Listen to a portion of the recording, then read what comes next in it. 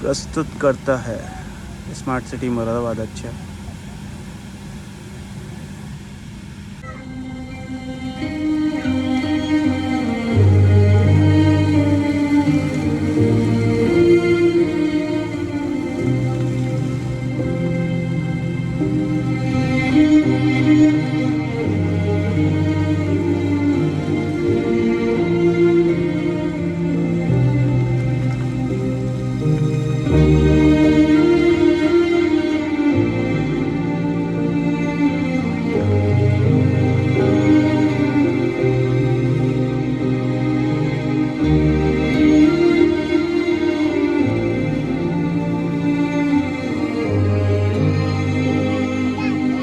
पानी चल रहा है। नानी तू मेरी बना लेना, थोड़ा मेरी भी बना दे और विराज की भी है। जब लाइटें जलेंगी तब विराज की बनाना है।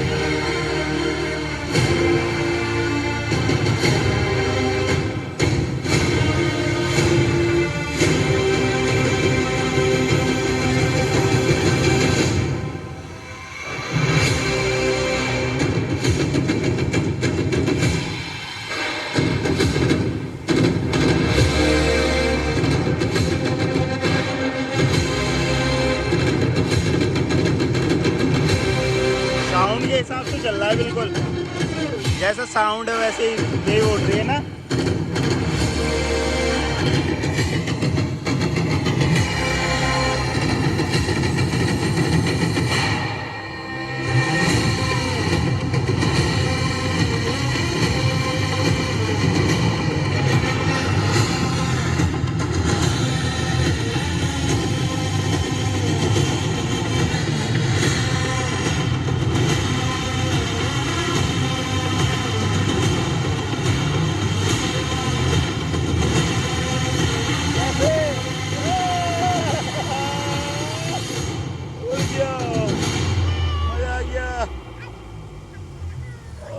कितनी सारी लाइट है,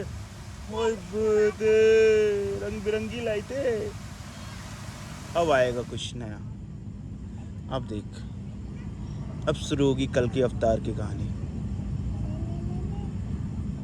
कल की अवतार, जब अंधकार चरम पर आ जाए, अन्याय का हो रहा हो प्रहार, तब कल की अवतार धरा पर आएंगे बनकर सत्य का उजियार।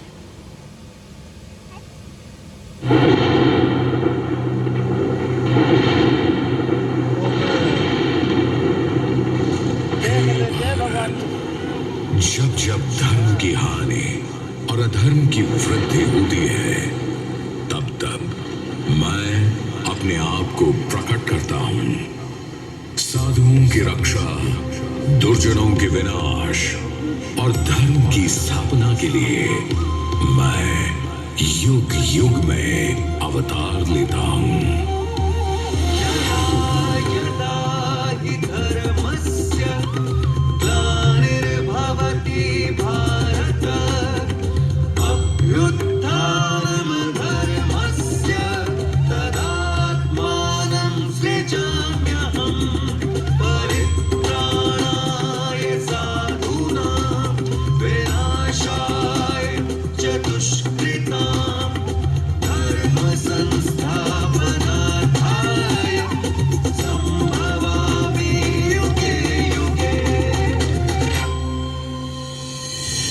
अधर्म का विनाश करने और धर्म को पुनर्स्थापित करने हेतु भगवान विष्णु ने श्री कृष्ण का मानव अवतार ले द्वापर युग में भी संसार का उद्धार किया। धर्म की जीत हुई, पांडव विजयी रहे और महाभारत के युद्ध की समाप्ति के साथ साथ द्वापर युग का भी अंत हुआ और अब एक नए युग की शुरुआत बस होने ही वाली थी।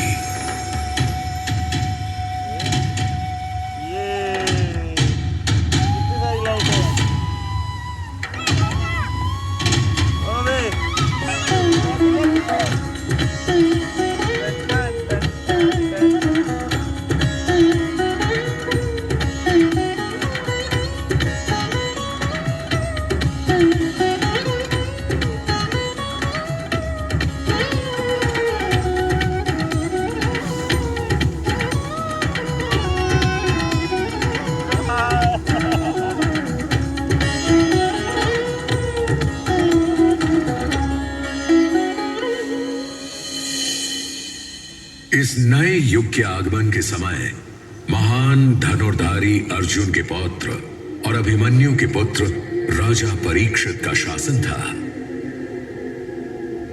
एक दिन राजा परीक्षित शिकार पर जा रहे थे, तभी उन्होंने देखा कि एक व्यक्ति डंडे से गाय और एक पैर वाले बैल को मार रहा है।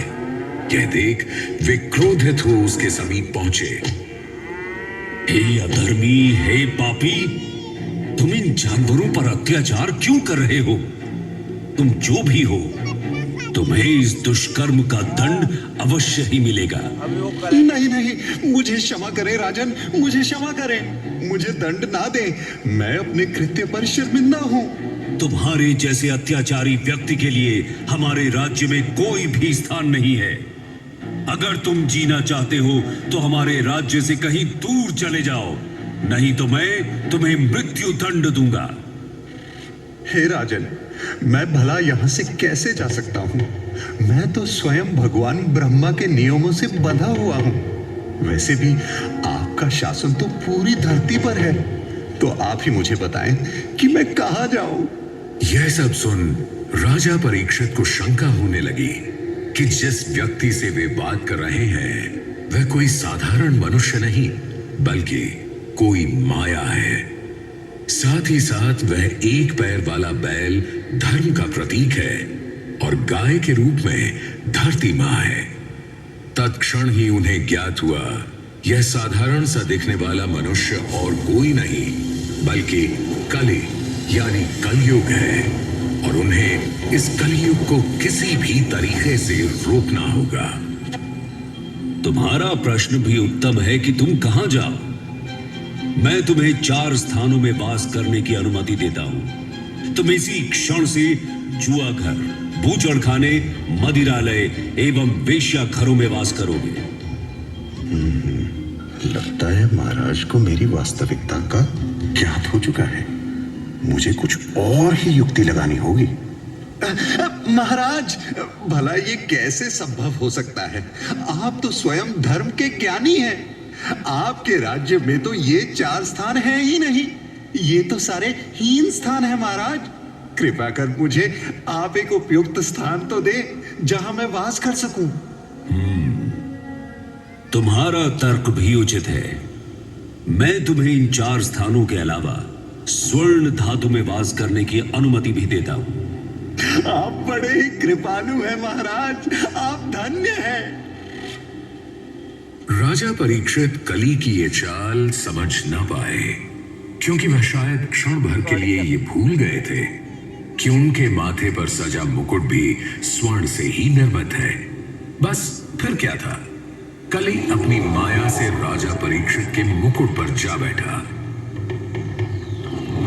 कलियुग के इस माया से अनजान राजा परीक्षित शिकार करने हेतु घने जंगलों में अग्रसर हुए।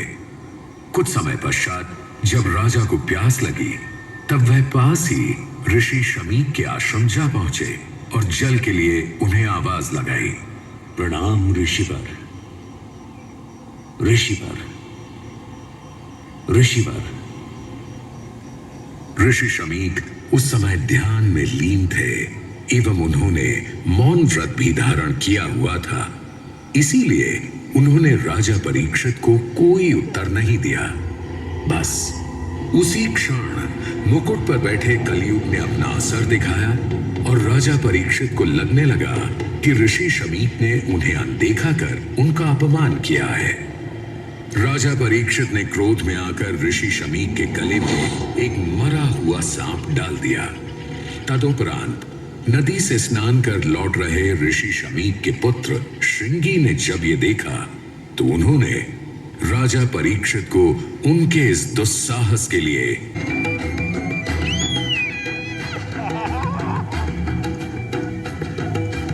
क्या हुआ? वो देख रहा है ना, मजे ले रहा हूँ।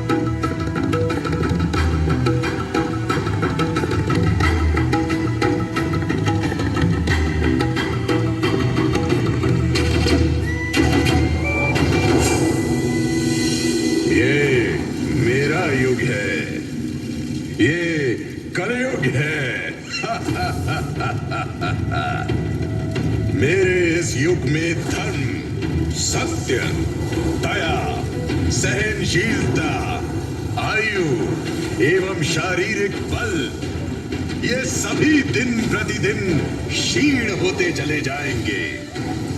केवल धन ही मनुष्य के अच्छे गुणों की निशानी माना जाएगा। और न्याय, न्याय तो केवल व्यक्ति की शक्ति के आधार पर ही लागू होगा। सफलता पाने के लिए मनुष्य अपनी मेहनत और लगन से ज्यादा छल कपट पर निर्भर करेगा। हिंसा, द्वेष, लोभ, भूख, प्यास और बीमारी मनुष्य को चारों ओर से त्रस्त कर देगी। धर्म धर्म के मार्ग को तो पूरी तरह से भुला ही दिया जाएगा, क्योंकि पाखंड को ही इस युग में पुण्य माना जाएगा। ये मेरा युग है, कली का युग, कलियुग, और इस कलियुग को कोई भी परास्त नहीं कर सकता।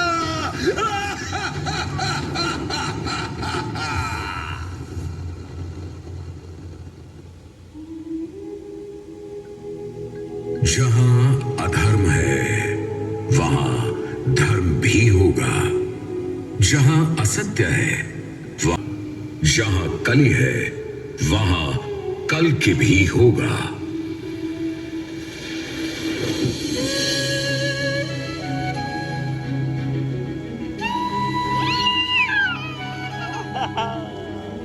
लाइट होगा।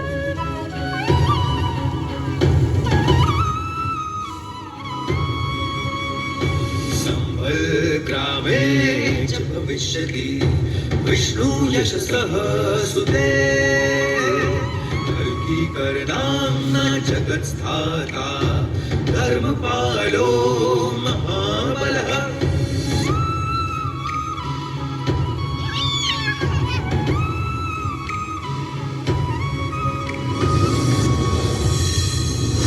मान्यताओं के अनुसार संभल ग्राम में विष्णु यश और सुमति के यहाँ एक पुत्र का जन्म होगा जिसका नाम कल्कि होगा। कल्कि जगत को स्थिर करने वाला, महान, बलशाली और धर्म का पालक। धार्मिक ग्रंथों की माने तो भगवान विष्णु के 10वें अवतार कल्कि का जन्म स्थल मुरादाबाद मंडल का संभल जिला बताया गया है। हर युग में अपने अस्तित्व को संभालता यह संभल क्षेत्र, जहां सतयुग में सत्यव्रत के नाम से जाना जाता था, तो वहीं त्रेता युग में यह महतगिरी के नाम से प्रचलित था। द्वापर युग की बात करें तो इसी संभल क्षेत्र को पिंगल भी कहा गया है। ऐसा माना जाता है कि कली इतना शक्तिशाली होगा कि उसे केवल भगवान कल की परास्त नहीं कर सकेंगे। कली को परास्त करने हेतु भगवान कल्कि को 7 चिरंजीवियों की आवश्यकता होगी। भगवान शिव के अंशावतार परशुराम, कुल गुरु कृपाचार्य, मुनिवर वेद व्यास, राम भक्त पवन पुत्र हनुमान, धर्मनिष्ठ विभीषण, असुर राज बलि और गुरु द्रोण पुत्र अश्वत्थामा, ये 7 चिरंजीवी आज भी अमर हैं और भूलोक पर ही विचरण कर रहे हैं। कहते हैं कि वर्ष 2898 वह वर्ष होगा जब अधर्म और हिंसा अपनी चरम सीमा पर पहुंच चुके होंगे और पृथ्वी पर जल और वायु नाम मात्र ही बचे होंगे। कली स्वयं को भगवान समझने लगेगा। तब अपने तेज घोड़े देवदत्त पर सवार होकर हाथ में तलवार लिए अपने 8 रहस्यमय ऐश्वर्यों और भगवान के 8 विशेष गुणों का प्रदर्शन करते हुए भगवान कली से युद्ध करेंगे।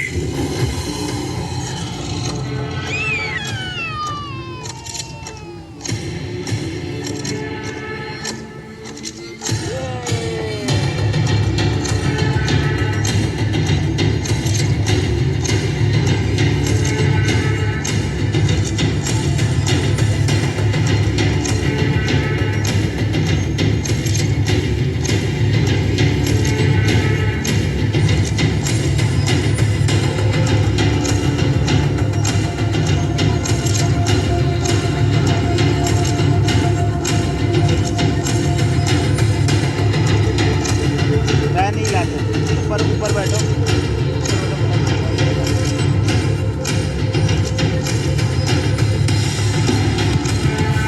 एक बार बंद तो रही है।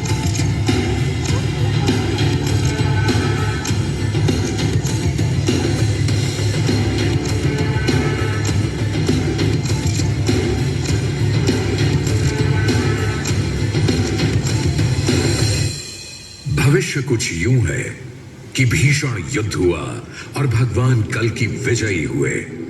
इस युद्ध के परिणाम स्वरूप पृथ्वी पर संपूर्ण सर्वनाश हुआ, जिसके उपरांत ही कली का प्रकोप इस संसार से मिटाया जा सका। संपूर्ण सर्वनाश के बाद भी संसार में 2 संत क्षत्रिय जीवित हैं, जो इस कलियुग के अंत में सूर्य देव विवस्वान और चंद्रदेव चंद्र के पवित्र राजवंशों को फिर से शुरू करेंगे। इनमें से एक महाराज शांतनु के भाई राजा देवाप्य हैं, तो दूसरे इक्ष्वाकु के वंशज मरु। कहते हैं कि जब चंद्रमा, सूर्य और बृहस्पति ग्रह एक साथ एक राशि में प्रवेश करेंगे और चंद्र ग्रह पुष्य में मिल जाएंगे, तब सत्य युग दोबारा शुरू होगा। सत्य, त्रेता, द्वापर और कली के इस क्रम में इस ब्रह्मांड में चारों युगों का चक्र सदैव घूमता ही रहेगा।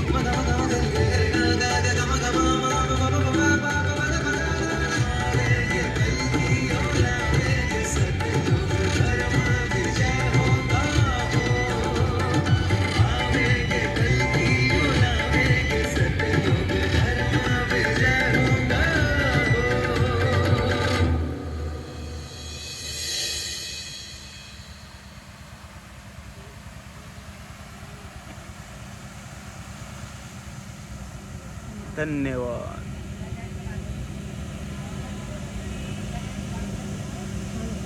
रुकिए बैठे रहो, बताएंगे।